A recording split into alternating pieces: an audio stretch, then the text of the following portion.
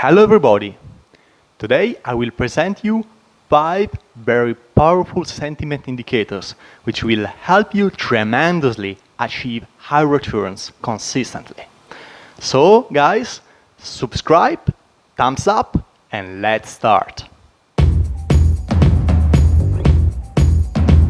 The first index I want to present today is the anxious index. The idea about the index is fascinating. In an article of September 1st, 2002, New York Times reported David Leonhardt used the term anxious index to refer to the probability of a decline in real GDP, as reported in the survey of professional forecasters.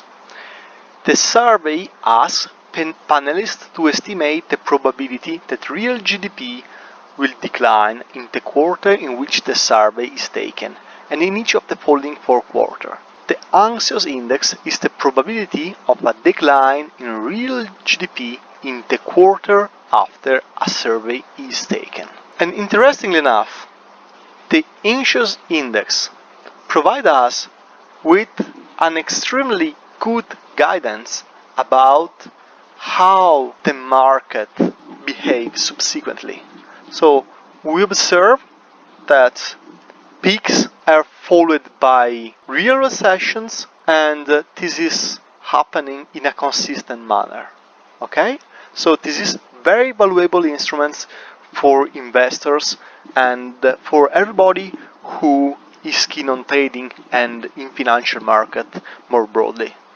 The second index I want to introduce you is coming from the very famous professor Robert Shiller, who is one of the fathers of the modern behavioral finance and the winner of the Nobel Prize for Economics. And precisely, he introduced a number of very fascinating indexes, but the one I want to show you today, which is coming directly from the Yale School of Management, which is the university in which he works, is the Crash Confidence Index. This is one of the most famous indexes about sentiments that we have nowadays, and it's right here, you see, and basically is based on a survey, and the question is the following: what do you think is the probability of a catastrophic stock market crash in US like that of October 28, 1929 or October 1987 in the next 6 months, including the case that a crash occurred in the other countries and spreads to US? And an answer of 0 means that it cannot happen. An answer of 100 means that it's sure to happen. Okay? And so different investors were asked to fulfill, okay, to answer. And 2 different categories are reported: institutional and individuals. And here we see the dynamics. Okay, is really interesting because we see how institutional are somehow able to time the crashes, and so a surge in the number of institutional concerns is a very effective indicators of how the market will subsequently move, while US individuals follow basically institutionals, and they have pretty low predictive powers for the dynamics of financial markets. The third index I want to show you today is coming from University of Michigan, the famous consumer sentiment. Here we have on the website of the Federal Reserve Bank of St. Louis, in the part dedicated to the economic research, we see that the index is extremely powerful and provide us with a tons of insight about the future dynamic of the market. So I highly encourage you guys to watch it carefully.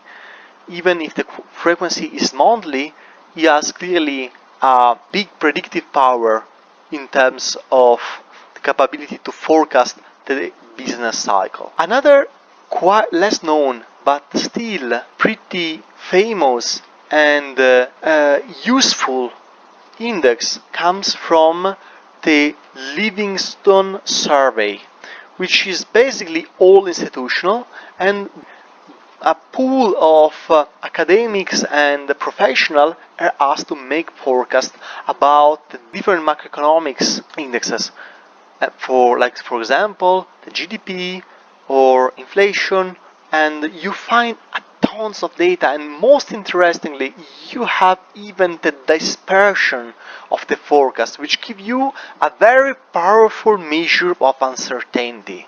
If there is a big heterogeneity in investor view, you have big uncertainty, and so new news will have a higher impact on subsequent market returns because they will trigger a stronger reaction.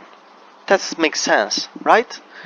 Now, we have other indexes which I want to present you, and here is the one coming from the American Association of Individual Investors. And basically, they're asking their participants, their members, to give their feeling, their view about how the market will move.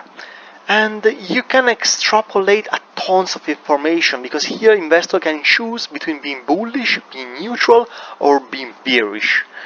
And as you see right now, in the middle of the coronavirus crash, people are extremely bearish, but somehow that's happening because they just experienced massive losses, and so they're quite depressed. As soon as you'll see the returns soaring, you will see a dramatic change in the composition of these three subsamples. So I recommend you to watch it because it provides you a tons of insights. The time series of this index is pretty long itself, and so it's worth definitely consideration. And that's all for today. Thank you for the attention.